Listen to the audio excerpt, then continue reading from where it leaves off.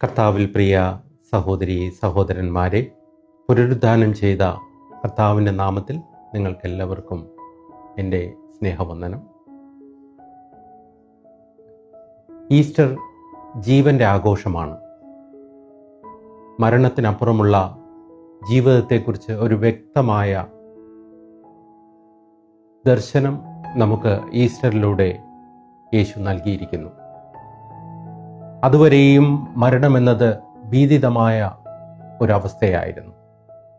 അതിനപ്പുറത്ത് എന്താണ് സംഭവിക്കുന്നതെന്ന് ആകാംക്ഷയോടുകൂടി മാനവരാശി നോക്കിയിരുന്നു. എന്നാൽ വ്യക്തമായി അതിനൊരു ഉത്തരം നൽകാൻ ആർക്കും സാധിച്ചിരുന്നില്ല. മരണത്തെ രണ്ട് കൈയും നീട്ടി സ്വീകരിച്ച കർത്താവായ യേശു മരണത്തിൽ നിന്ന് പുനരുദ്ധാനം ചെയ്ത് ജീവന്റെ തുടർച്ചയെ നമുക്ക് കാണിച്ചു തരുന്നു. വേദനയും വിഷമങ്ങളും പ്രയാസങ്ങളും നിറഞ്ഞ ഈ ലോകത്ത് ജീവിക്കുമ്പോൾ നമ്മുടെ എല്ലാം ചിന്ത സൗഖ്യത്തെക്കുറിച്ചാണ്. ആത്മീകവും മാനസികവും ശാരീരികവുമായുള്ള സൗഖ്യത്തെക്കുറിച്ച് നാം എല്ലാവരും ചിന്തിക്കുന്നവരാണ്. ഈ വിഷമങ്ങളിൽ നിന്നെല്ലാം ഒരു വിമോചനം നാം ആഗ്രഹിക്കുന്നു. ഇന്ന് നാം അനുഭവിക്കുന്ന പ്രയാസങ്ങളുടെ ചുറ്റുപാടുകളിൽ നിന്നുള്ള ഒരു വിമോചനം അതാഗ്രഹിക്കാത്ത ആരും തന്നെയില്ല.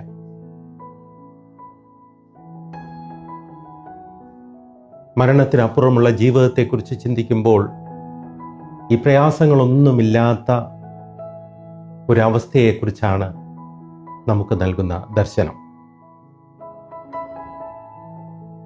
അന്ധകാരത്തിൽ അടിമത്തിൽ ആയിരുന്ന ഇസ്രായേൽ ജനതയെ മിസ്രൈമിൽ നിന്ന് വിമോചിപ്പിച്ച കർത്താവിൻ്റെ ശക്തമായ കരങ്ങൾ നമുക്ക് കാണാൻ കഴിയുന്നതാണ്. മരണത്തിനപ്പുറമുള്ള ജീവിതത്തെക്കുറിച്ച് നമുക്ക് ദർശനം നൽകുമ്പോഴും ഈ ശക്തമായ കരങ്ങൾ നമുക്ക് ദർശിക്കാൻ കഴിയും. വിമോചനം എന്നത് ഇന്നൊരു ഫാൻസി വേർഡായിട്ട് മാറിയിരിക്കുന്നു. സ്ഥാനത്തും അസ്ഥാനത്തും ഉപയോഗിക്കുന്ന ഒരു വാക്യം. എന്നാൽ വിമോചനത്തിന് ഒരു ശക്തമായ അർത്ഥമുണ്ട്. യേശുവിലൂടെ അത് നമുക്ക് മനസ്സിലാക്കി തരുന്നുമുണ്ട്.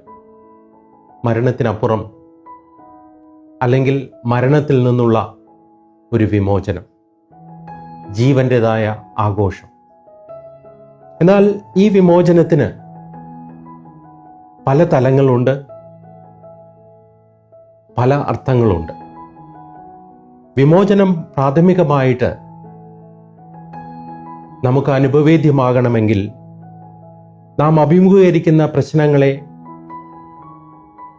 നാം നേരിടേണ്ടത് ആവശ്യമാണ്. പ്രശ്നങ്ങളിൽ നിന്നുള്ള ഒളിച്ചോട്ടമല്ല യേശു നമ്മിൽ നിന്ന് ആഗ്രഹിക്കുന്നത്. പ്രശ്നങ്ങൾ എല്ലാവർക്കുമുണ്ട്. പ്രശ്നങ്ങളില്ലാത്ത ഒരു ജീവിതം നമുക്ക് സാധ്യവുമല്ല.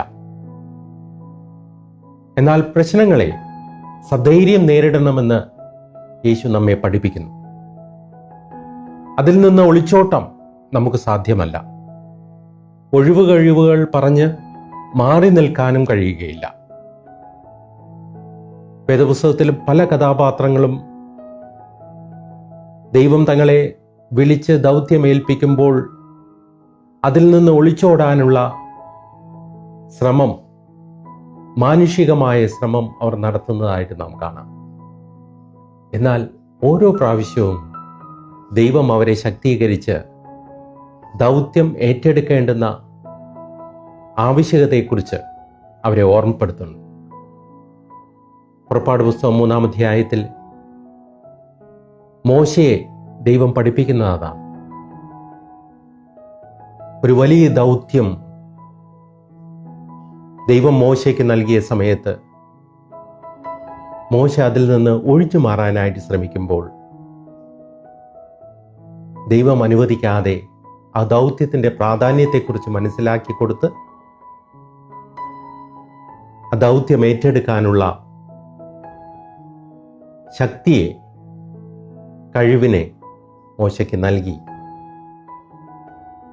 മോശയെ ഉത്സാഹിപ്പിക്കുന്നതായിട്ട് കാണാം. എന്നാൽ ലോകത്തിൽ പ്രയാസങ്ങളുണ്ട്.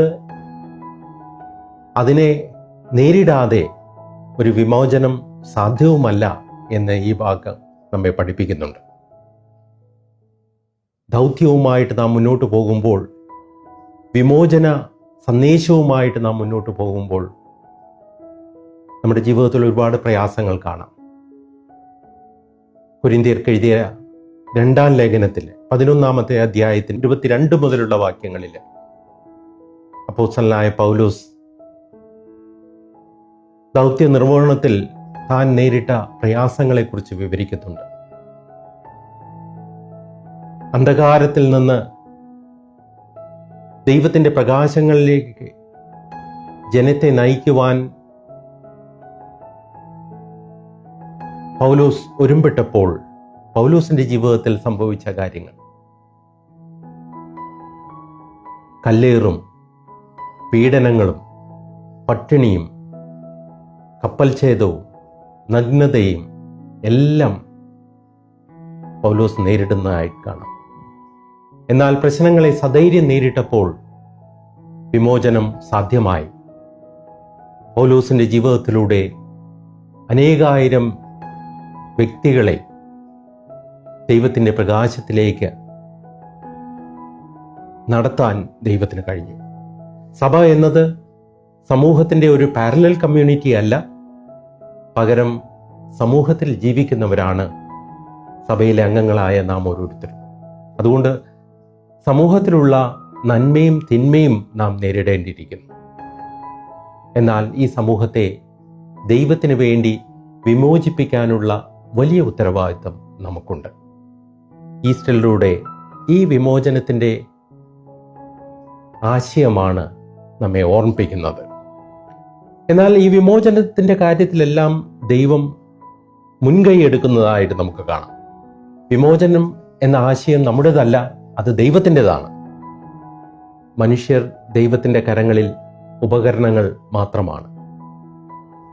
വിമോചിപ്പിക്കുന്നത് സമൂഹത്തിൽ പുതിയ ഫറവോന്മാരെ സൃഷ്ടിക്കുന്നതിന് വേണ്ടിയല്ല, വിമോചിപ്പിക്കുന്നത് പുതിയ ജീവിതം സമൂഹത്തിൽ ഉണ്ടാകുന്നതിന് വേണ്ടിയാണ്. സമൂഹത്തിന് വ്യത്യസ്തമായ ഒരു അനുഭവം ഉണ്ടാകുന്നതിന് വേണ്ടിയാണ് യേശു ക്രൂശ് വഹിച്ചതും മരണത്തെ മറികടന്ന് ഇന്നും ജീവിക്കുന്നതും. അടിച്ചമർത്തൽ ഇല്ലാത്ത ഒരു ലോകം, അതാണ് യേശു നമുക്ക് കാണിച്ചു തന്ന മാർഗം എന്ന് പറയുന്നത്. ദൈവസ്നേഹത്തിൽ നാം അടിയുറച്ച് വിശ്വസിച്ചുകൊണ്ട് അതിൽ നാം മുന്നേറുമ്പോൾ ഈ ഒരു ലോകം സാധ്യമാകുന്നു. ആ ദൗത്യത്തിലേക്കാണ് നമ്മെ ഓരോരുത്തരെയും വിളിച്ചിരിക്കുന്നത്. ഈസ്റ്റർ നമുക്ക് കാണിച്ചു തന്നിരിക്കുന്നതും ആ ലോകത്തെക്കുറിച്ചുള്ള അറിവാണ്. ഇതിന് മനുഷ്യൻ്റെ സാന്നിധ്യവും പ്രവർത്തനവും അത്യാവശ്യമാണ്. ദൈവം തന്നെ പ്രവർത്തിക്കുവാൻ കഴിവുള്ളവനാണ്, യാതൊരു സംശയവുമില്ല. കാരണം സകലത്തിൻ്റെയും ഉറവിടം യേശു തന്നെയാണ്. എന്നാൽ മനുഷ്യരായ നാം ഓരോരുത്തരും ദൈവത്തിൻ്റെ വിമോചന ദൗത്യത്തിൽ പങ്കുചേരാൻ ദൈവം ക്ഷണിക്കുന്നു. ദൈവം ആഗ്രഹിക്കുന്നതും നമ്മുടെ പങ്കാളിത്തമാണ്. ദൈവമാണ് സകലത്തിൻ്റെ ഉറവിടമെങ്കിലും മനുഷ്യൻ ദൈവത്തോടുകൂടെ നടക്കാനാണ് ദൈവം ആഗ്രഹിക്കുന്നത്. ഈ ക്ഷണം സ്വീകരിക്കുമ്പോൾ നാം ഓരോരുത്തരും ഓർക്കേണ്ടത്, ദൈവത്തിൻ്റെ ദൗത്യത്തിൽ പങ്കെടുക്കുമ്പോൾ സ്വയം ഉയർത്തുകയല്ല നാം ഓരോരുത്തരും ചെയ്യേണ്ടത്. ദൈവത്തോടുകൂടെ നടന്ന് ദൈവത്തെ ഉയർത്താനാണ് നാം ശ്രമിക്കേണ്ടത്.